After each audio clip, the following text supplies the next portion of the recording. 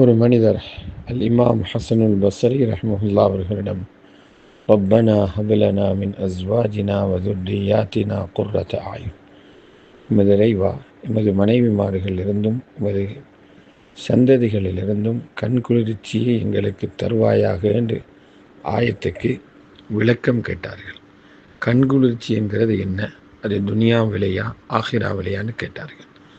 அதற்கு பதிலளிக்கும் ஹசனுல் பஸ்ரி ரஹ்மஹுல்லா, இல்லை, இது துனியாவிலே இருக்கும் கண்குளிர்ச்சி. அது என்னவென்றால், ஒரு அடியான் தனது பிள்ளை அல்லாஹ்வுக்கு வழிபடுவதை காண்பதாகும்.